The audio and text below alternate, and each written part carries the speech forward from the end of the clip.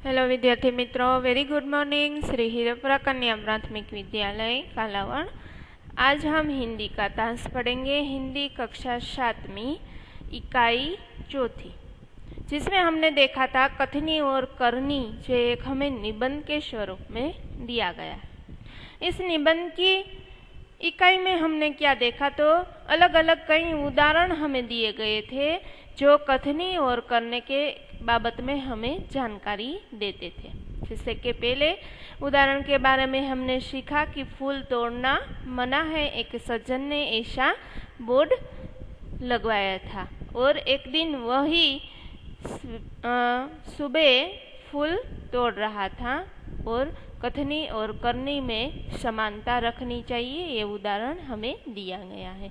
उसके बाद उदाहरण हमें देखा था बस का, जिसमें धूम्रपान वर्जित है, यानी धूम्रपान करना मना है, ऐसा कंडक्टर पैसेंजर को कहता है और खुद ही कंडक्टर धूम्रपान करता है। तो इसमें भी हमने देखा कि करनी और कथनी में कोई भी समानता नहीं है। उसके बाद उदाहरण हमने देखा था एक दुकान का, किराने वाले का दुकान का, जिसके सामने वो अपनी स्कूटर रखने में मना करता है और खुद का ही बेटा वहाँ स्कूटर खड़ा रखता है। तो ये भी हमने देखा कि इसने में भी कथनी और करनी में कोई भी समानता हमें नहीं दिखाई देती। उसके बाद बिजली और जल, यानी जल और बिजली का बिल जमा करने की लंबी लाइन लगी हुई थी, उसमें भी हमने देखा कि कथनी और करनी में एक समानता होनी चाहिए,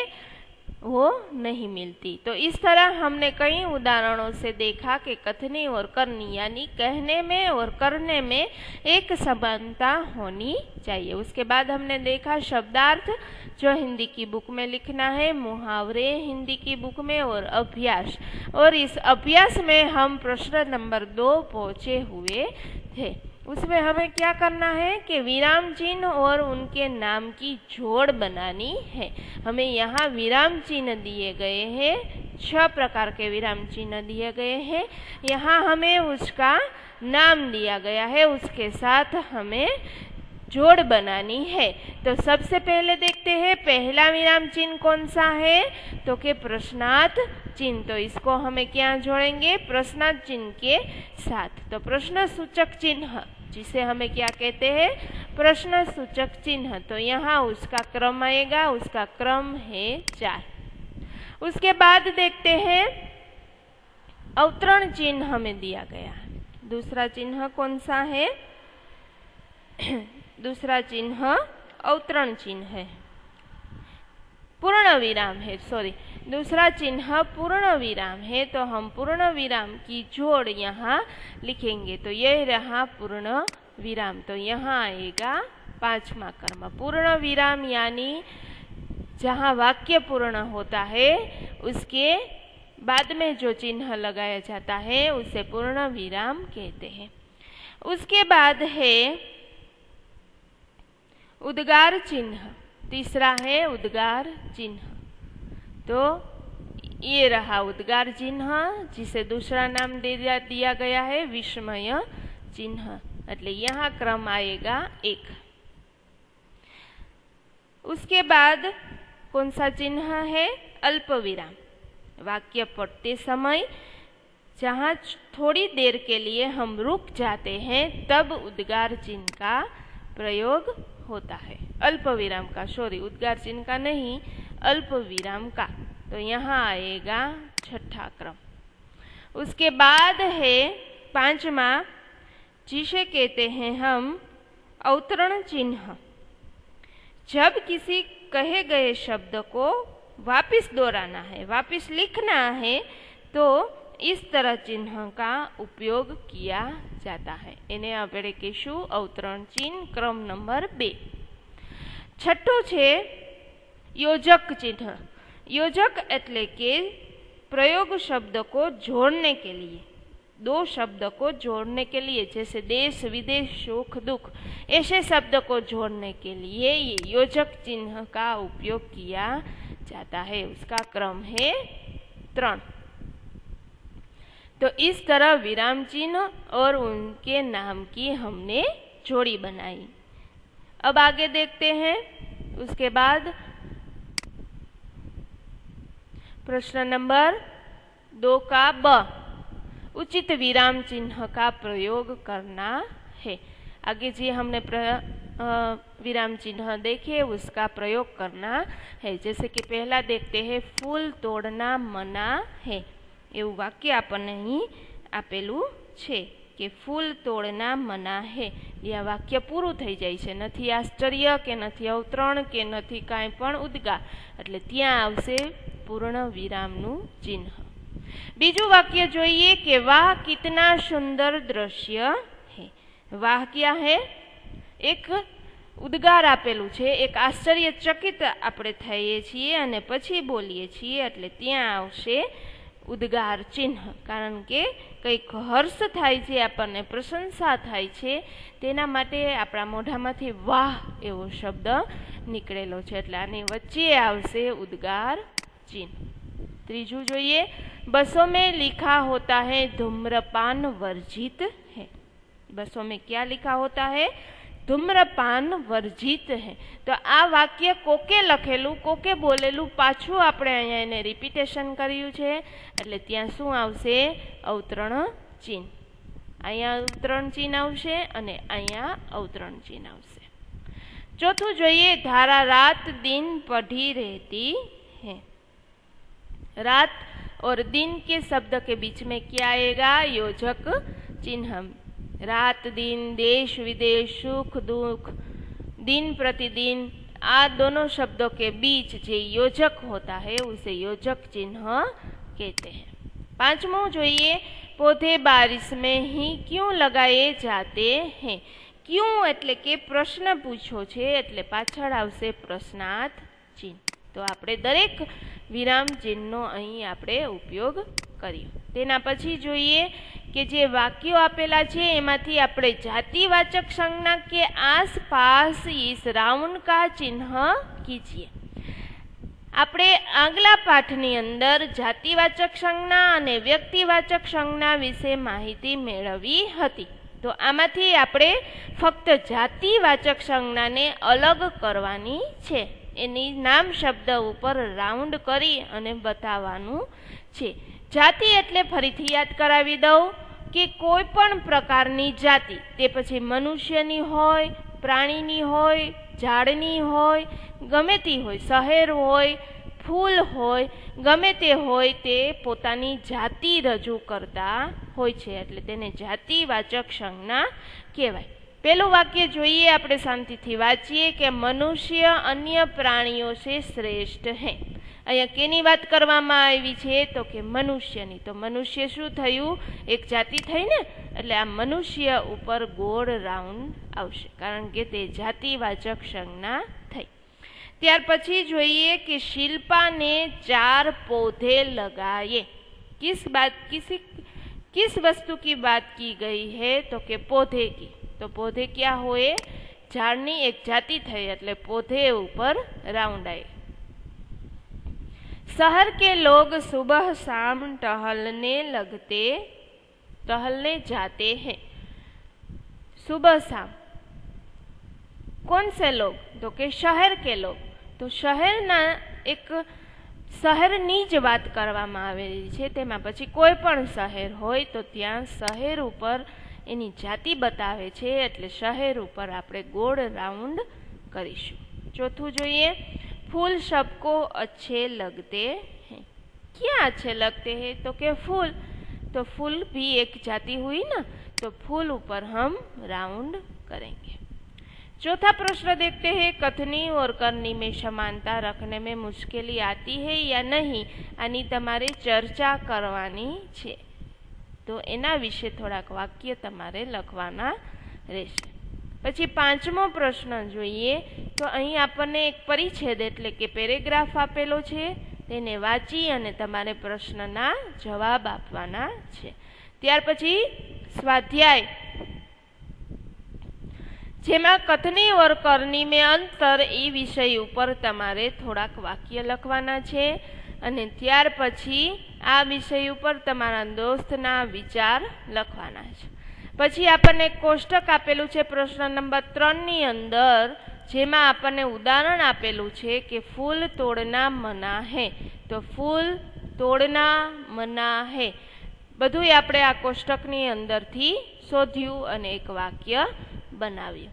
એવી રીતે બીજું એક વાક્ય બનાવવાનું, આ કોષ્ટકની અંદરથી શબ્દ ગોતવાના અને પછી વાક્ય બનાવવાનું રહેશે. જેમ કે આપણે એક વાક્ય બનાવીએ. અહીંયા આપણને આપેલું છે મેં, उसके बाद मैं हर रोज खेलने जाता हूँ. આ એક વાક્ય બન્યું. પછી એને આવી રીતે વાક્યની સ્વરૂપમાં લખવાનું. મેં હર રોજ ખેલને જાતા હું. એવી રીતે વાક્ય બનાવવાના રહેશે. ત્યાર પછી જોઈએ આપણે આગળ ભાષા સજ્જતા. તો વિદ્યાર્થી મિત્રો, આ ભાષા સજ્જતા છે એ આપણે વ્યાકરણ બુકની અંદર લખશું, હિન્દી વ્યાકરણ બુકની અંદર. बराबर. भाषा सज्जता करी અને पढ़कर समझिए लिखिए. उसके बाद हम शुरुआत करते हैं. रामजी भाई ने भैंस खरीद कर दूध घी बेचा और उसके गोबर की खाद से खेतों की उपज भी बढ़ाई. यह तो आम के आम और गुठलियों के दाम वाली बात हुई. आम के आम और गुठलियों के दाम क्या है? तो के कहावत है.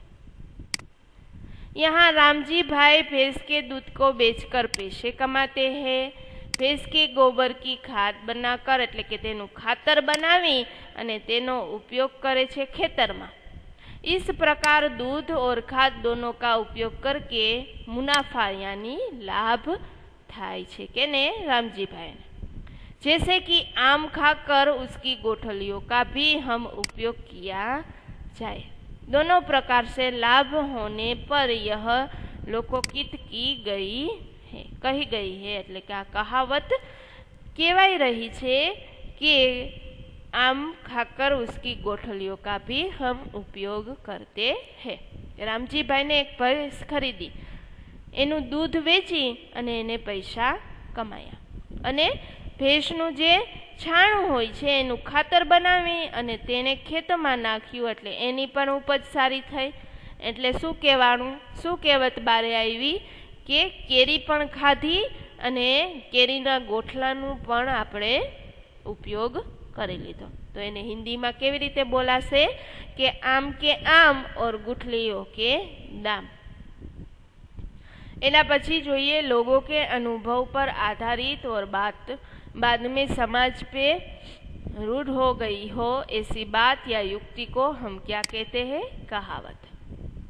मनुष्यનો અનુભવ હોય એના ઉપર અને પછી સમાજમાં જે પરંપરા ચાલી આવતી હોય, જે રૂઢ થઈ ગઈ હોય પરંપરા, એવી વાતને શું કહેવાય? તો કે કહાવત કહેતે હે. તો વિદ્યાર્થી મિત્રો, તમારે ભાષા સજ્જતાની અંદર આ પેરેગ્રાફ લખવાનો અને ત્યાર પછી નીચે આપણને 4 કહેવત આપેલી છે તે કહેવત પણ લખવાની થશે. હવે જોઈએ આપણે કે ઉપર જે કહેવત જોયેલી છે એનો અર્થ કે આમ કે આમ और गुठलियों के दाम. બરાબર. એની કહેવત જોવે તો એનો અર્થ શું થાય? તો કે દોહરા લાભ હોના, બે બાજુથી લાભ. ત્યાર પછી જોઈએ કે जैसी करनी वैसी भरनी, कर्मों के अनुसार फल मिलना. જેવું કરીએ એવું આપણને મળે. सोच को ओच नहीं, सच्चे व्यक्ति को कोई ભય નથી હોતો. સાચા વ્યક્તિને કોઈ આંચ આવતી નથી. કાલા અક્ષર ભેંસ બરાબર, બિલકુલ અનપઢ હોના. આ 4 આપણને કહાવત આપણા સમાજની અંદર આપણે ઘણી વખત સાંભળતા હોઈએ છીએ. ત્યાર પછી જોઈએ કે निम्नलिखित वाक्यों को पढ़िए और ध्यान से देखिए. નીચે જે વાક્ય આપેલા છે તેને ધ્યાનથી વાંચવાના છે અને નીચે જે લીટી કરેલી છે તે આપણે સમજવાનું છે। જોઈએ આપણે પેલો, हमें अहिंसा के पथ पर चलना चाहिए। अहिंसा नी नीचे લીટી करेली है। बीजू જોઈએ कि पहाड़ की चढ़ाई बहुत कठिन है। चढ़ाई के नीचे લીટી करेली है। हमारे व्यवहार में विनम्रता होनी चाहिए। विनम्रता के नीचे લીટી करेली है। चौथू જોઈએ कि महात्मा बुद्ध ने शांति, दया और प्रेम का संदेश दिया। और पांचवों वाक्य वाचिए कि क्षमा वीरों का आभूषण है, तो क्षमा के नीचे लिखी गई। उपयुक्त वाक्यों में जे रेखांकित शब्द हमें दिए गए हैं, जैसे कि अहिंसा, चढ़ाई, विनम्रता, शांति, दया और प्रेम और क्षमा, आ बधु शू छे तो कि गुण छे, दोष, भाव, दशा या यादी का हमें बोध करते हैं। कईक आपने बोध आपे छे। जे शब्द छे ए कंईक ने कंईक गुण दर्शावे छे, तो तेने केवी संज्ञा कहेशुं तो कि भाववाचक संज्ञा। जो शब्द गुण दर्शावे, दोष दर्शावे, भाव दर्शावे, दशा दर्शावे, आवुं जे कांई बोध करती होय तेवा शब्द केवा होय तो कि भाववाचक संज्ञा। नीचे જોઈએ આપણે कि निम्नलिखित शब्दों में से जो भाववाचक संज्ञा है उस पर हमें सही का निशान करना है। तो જોઈએ આપણે पहलो शब्द है सच्चाई, उसके बाद सच्चा, तो पहलो आवशे सच्चाई ऊपर राइट आवशे, पछी आवशे ऊंचाई, पछी आवशे बुढ़ापा, पछी बचपन, लंबाई, अमीरी अने बुढ़ापा। तो आ शब्द है ये कंईक भाव देखाड़े छे। जेम के सच्चाई है तो ये कंईक साचुं छे एवो भाव दर्शावे छे। ऊंचाई है तो ये कंईक ऊंचुं छे, जे वस्तु ऊंचुं छे एनो गुण दर्शावे छे। त्यार पछी बचपन तो व्यक्ति नानी है एवो एनो गुण दर्शावे छे। त्यार पछी लंबाई, व्यक्ति लांबी है, टूंकी है, ऊंची है, एनो शुं दर्शावे तो के एनो गुण दर्शावे छे। पछी अमीरी तो अमीर व्यक्ति है एनो भाव दर्शावे छे। त्यार पछी बुढ़ापा तो बुढ़ापा पण एक भाववाचक संज्ञा थशे। આવી રીતે વિદ્યાર્થી મિત્રો તમે ભાવવાચક સંજ્ઞાને શોધતા શીખીશું। કંઈક એમાં ભાવ દેખાતો હોવો જોઈએ। હવે નીચે આપેલા શબ્દ છે એક વાક્યને વાંચીએ અને નીચે જે લીટી કરેલા છે તે શબ્દ જોઈએ। પેલું જોઈએ રેલवे स्टेशन पर लोगों की भीड़ रहती है। भीड़ શું છે તો કે લીટી કરેલો શબ્દ છે। बच्चों की टोली होली खेलने निकली, લીટી करेलो शब्द। सभा में कोई लोग इकट्ठे हुए, सभा भी नीचे લીટી करेलो शब्द। तो आ उपरोक्त जे वाक्य आपने रेखांकित करेला शब्द जोया, जेम के भीड़, टोली और सभा, तो आ शू दर्शावे समूहवाचक संज्ञा। व्यक्तिवाचक, जातिवाचक, भाववाचक અને ચોથી સંજ્ઞા છે સમૂહવાચક। કંઈક સમૂહ દર્શાવે। ભીડ થઈ તો એ લોકોનો સમૂહ દર્શાવ્યો। બાળકોની ટોળીની વાત કરી તો કેટલા બધા બાળકોની વાત કરવામાં આવી। સભાની વાત કરવામાં આવી તો કેટલા બધા વ્યક્તિઓ સભામાં જોડેલા છે। તો આને શું કહેશું આપણે? સમૂહવાચક સંજ્ઞા। વિદ્યાર્થી મિત્રો આ બધું જ ભાષા સજ્જતાથી લઈ અને અહીંયા સુધી આપણે વ્યાકરણ બુકની અંદર લખશું। તો અહીં આપણું આ ઇકાઈ પૂર્ણ કરીએ। થેન્ક